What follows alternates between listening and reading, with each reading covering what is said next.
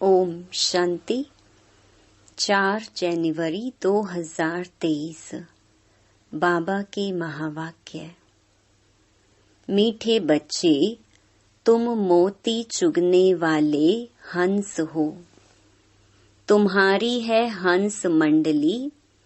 तुम लकी सितारे हो, क्योंकि स्वयं ज्ञान सूर्य बाप तुम्हें सम्मुख पढ़ा रहे हैं।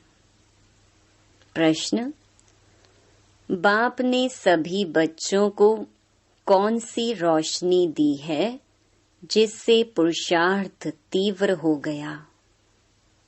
उत्तर: बाप ने रोशनी दी, बच्चे अब इस ड्रामा की अंत है। तुम्हें नई दुनिया में चलना है। ऐसे नहीं जो मिलना होगा वह मिलेगा। पुरुषार्थ है फर्स्ट। पवित्र बनकर औरों को पवित्र बनाना, यह बहुत बड़ी सेवा है। यह रोशनी आते ही तुम बच्चों का पुरुषार्थ तीव्र हो गया। गीत: तू प्यार का सागर है। ओम शांति। बच्चे जानते हैं कि प्यार का सागर, शांति का सागर, आनंद का सागर, बेहद का बाप सम्मुख बैठ हमको शिक्षा दे रहे हैं। कितने लकी सितारे हैं जिनको सम्मुख ज्ञान सूर्य बाप पढ़ा रहे हैं। अब जो बगुला मंडली थी वह हंस मंडली बन गई है। मोती चुगने लग गए हैं। यह भाई बहन सब हैं हंस। इनको हंस मंडली भी कहा जाता है। कल्प पहले वाले ही इस समय इस जन्म में एक दो को पहचानते हैं। रूहानी पारलौकिक माँ बाप और भाई बहन आपस में एक दो को पहचानते हैं। याद है कि 5000 वर्ष पहले भी हम आपस में इसी नाम रूप से मिले थे। यह तुम अभी कह सकते हो, फिर कभी भी कोई जन्म में ऐसे कह नहीं सकेंगे। जो भी ब्रह्मा कुमार कुमारियां बनते हैं वही एक दो को पहचानेंगे। बाबा, आप भी वही हो, हम आपके बच्चे भी वही हैं। हम भाई बहन फिर से अपने बाप से वर्षा लेते हैं। अभी बाप और बच्चे सम्मुख बैठे हैं, फिर यह नाम रूप आदि सब बदल जाएगा। सतयुग में लक्ष्मी नारायण ऐसे थोड़े ही कहेंगे कि हम वही कल्प पहले वाले लक्ष्मी नारायण हैं। वह प्रजा थोड़े ही कहेगी कि यह वही कल्प पहले वाले लक्ष्मी नारायण हैं। नहीं, यह सिर्फ इस समय तुम बच्चे ही जानते हो। इस समय तुम बहुत कुछ जान जाते हो। पहले तो तुम कुछ नहीं जानते थे। मैं ही कल्प के संगम युगे आकर अपनी पहचान देता हूँ। यह सिर्फ बेहद का बाप ही कह सकते हैं।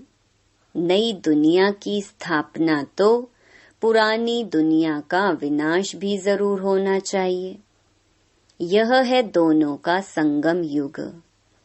यह बहुत कल्याणकारी युग है। सतयुग को व कलयुग को कल्याणकारी नहीं कहेंगे। तुम्हारा यह अभी का जीवन अमूल्य गाया हुआ है। इसी जीवन में कौड़ी से हीरे जैसा बनना है। तुम बच्चे सच्चे सच्चे खुदाई खिदमतगार हो। ईश्वरीय सैल्वेशन आर्मी हो। ईश्वर आकर माया से तुमको लिबरेट करते हैं।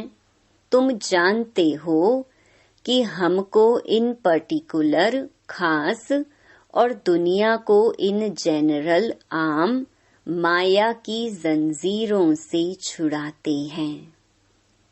यह भी ड्रामा में नोंद है। अब बड़ाई किसको देवें? जिसकी एक्टिंग अच्छी होती है उनका ही नाम होता है, तो बड़ाई भी परम पिता परमात्मा को ही दी जाती है।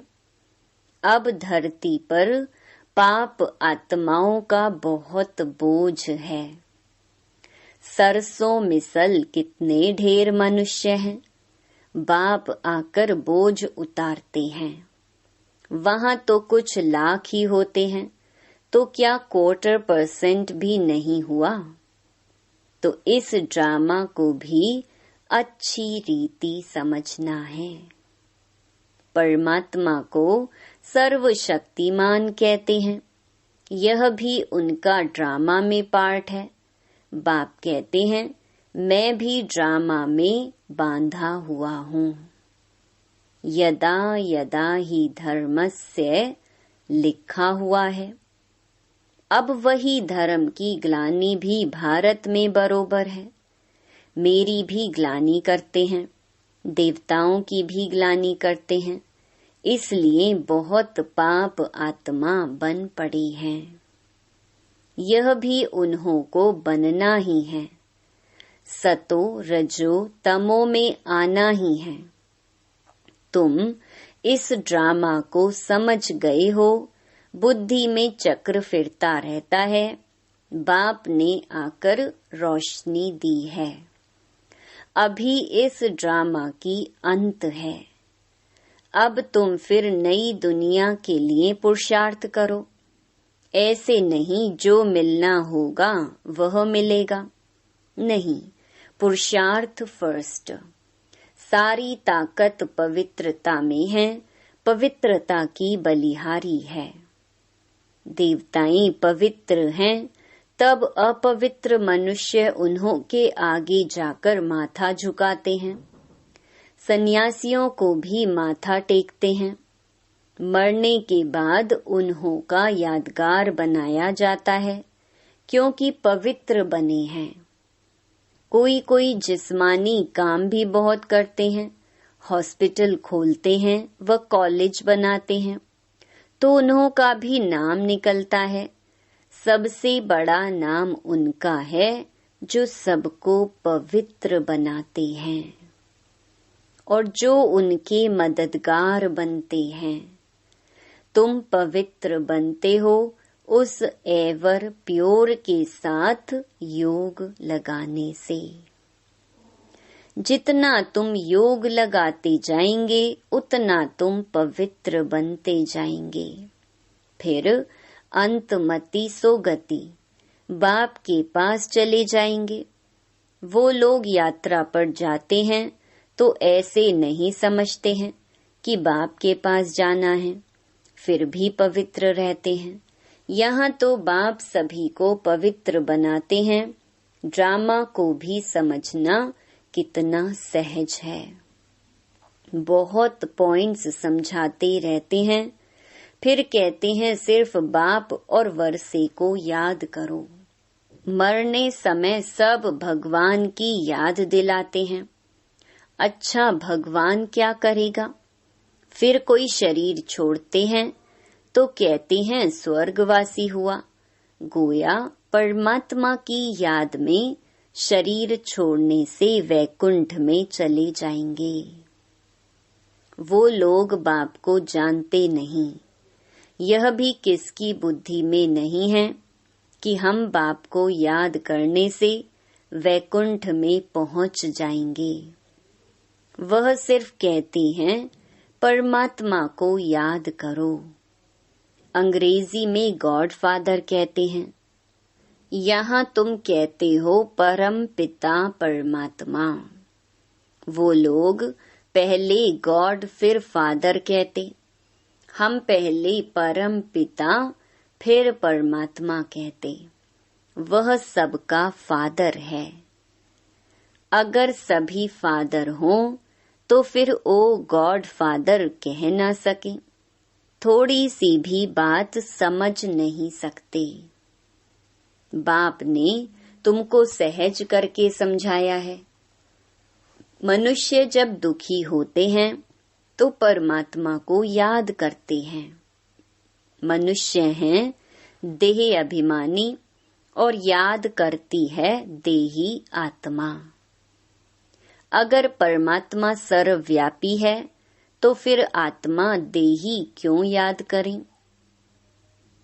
अगर आत्मा निर्लेप है फिर भी देही अथवा आत्मा क्या याद करती है?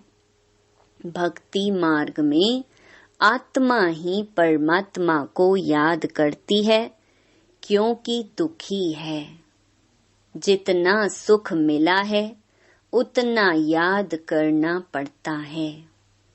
यह है पढ़ाई, एम ऑब्जेक्ट भी क्लियर है। इसमें अंधश्रद्धा की कोई बात नहीं। तुम सभी धर्म वालों को जानते हो, इस समय सभी मौजूद हैं। अब फिर देवी देवता धर्म की हिस्ट्री रिपीट होनी है, यह कोई नई बात नहीं। कल्प कल्प हम राज्य लेते हैं, जैसे वह हद का खेल रिपीट होता है, वैसे यह बेहद का खेल है। आधा कल्प का हमारा दुश्मन कौन? रावण। हम कोई लड़ाई कर राज्य नहीं लेते हैं, ना कोई हिंसक लड़ाई लड़ते हैं, ना कोई जीत पहनने के लिए लश्कर लेकर लड़ते हैं। यह हार जीत का खेल है। परंतु हार भी सूक्ष्म तो जीत भी सूक्ष्म। माया से हारे हार है, माया से जीते जीत है।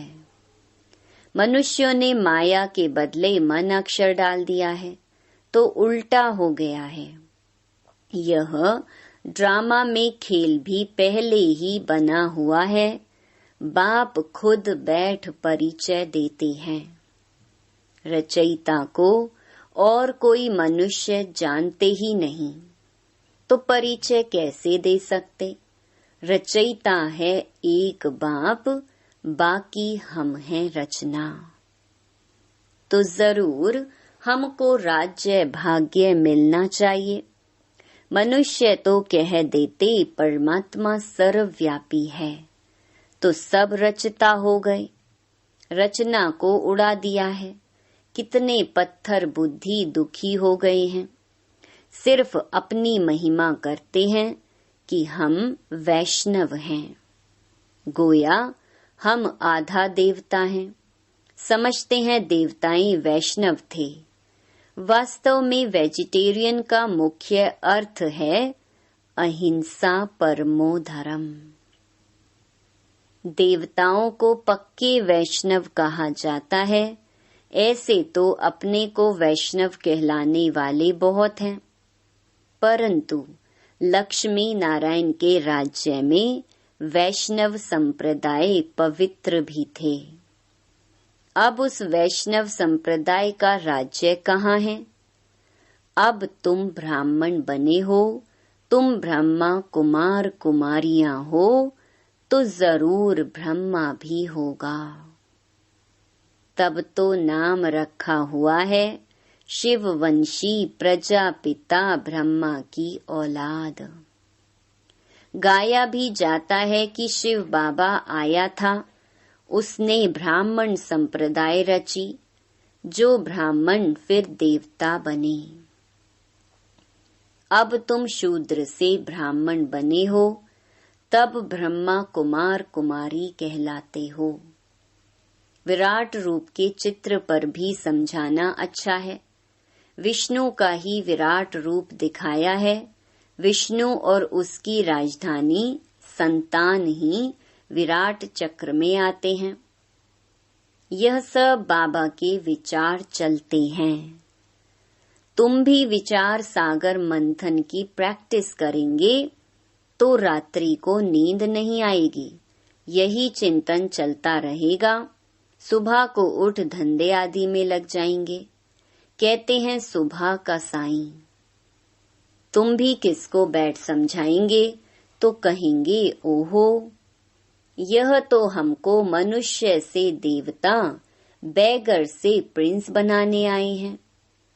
पहले अलौकिक सेवा करनी चाहिए, स्थूल सर्विस बाद में। शौक चाहिए।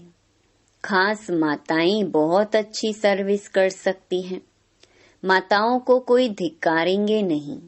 सब्जी वाले, अनाज वाले, नौकर आदि सबको समझाना है। कोई रह न जाए जो उल्हे न देवे। सर्विस में दिल की सच्चाई चाहिए। बाप से पूरा योग चाहिए, तब धारणा हो सके। वक्खर सामग्री भरकर फिर पोर्ट पर स्टीमर डिलीवरी करने जाएं। उनको फिर घर में सुख नहीं आएगा, भागता रहेगा। यह चित्र भी बहुत मदद देते हैं। कितना साफ है। शिव बाबा ब्रह्मा द्वारा विष्णुपुरी की स्थापना करा रहे हैं। यह है रुद्र ज्ञान यज्ञ, कृष्ण ज्ञान यज्ञ नहीं। इस रुद्र ज्ञान यज्ञ से विनाश ज्वाला प्रज्वलित हुई है। श्री कृष्ण तो यज्ञ रच नहीं सकते। वह 84 जन्म लेंगे तो नाम रूप बदल जाएगा और कोई रूप में श्री कृष्ण हो न सके। श्री कृष्ण का पाठ तो जब उसी रूप में आए तब ही रिपीट करें। अच्छा, मीठे मीठे सिकिलधे बच्चों प्रति मात पिता बाप दादा का याद प्यार और गुड मॉर्निंग। रूहानी बाप की रूहानी बच्चों को नमस्ते। धारणा के लिए मुख्य सार। पहला, सच्चे सच्चे खुदाई खिदमतगार अथवा ईश्वरीय सैल्वेशन आर्मी बन सबको माया से लिबरेट करना है। इस जीवन में कौड़ी से हीरे जैसा बनना और बनाना है। दूसरा, जैसे बाबा विचार सागर मंथन करते हैं, ऐसे ज्ञान का विचार सागर मंथन करना है। कल्याणकारी बन अलौकिक सेवा में तत्पर रहना है। दिल की सच्चाई से सेवा करनी है। वरदान, छोटी छोटी अवज्ञाओं के बोझ को समाप्त कर सदा समर्थ रहने वाले श्रेष्ठ चरित्रवान भव। जैसे अमृत वेले उठने की आज्ञा है तो उठकर बैठ जाते हैं, लेकिन विधि से सिद्धि को प्राप्त नहीं करते। स्वीट साइलेंस के साथ निद्रा की साइलेंस मिक्स हो जाती है। 2, बाप की आज्ञा है किसी भी आत्मा को ना दुख दो ना दुख लो। इसमें दुख देते नहीं हैं, लेकिन ले लेते हैं। 3, क्रोध नहीं करते लेकिन रौब में आ जाते हैं। ऐसी छोटी छोटी अवज्ञाएं मन को भारी कर देती हैं। अब इन्हें समाप्त कर आज्ञाकारी चरित्र का चित्र बनाओ, तब कहेंगे सदा समर्थ चरित्रवान आत्मा। स्लोगन, सम्मान मांगने के बजाय सबको सम्मान दो तो सबका सम्मान मिलता रहेगा। ओम शांति।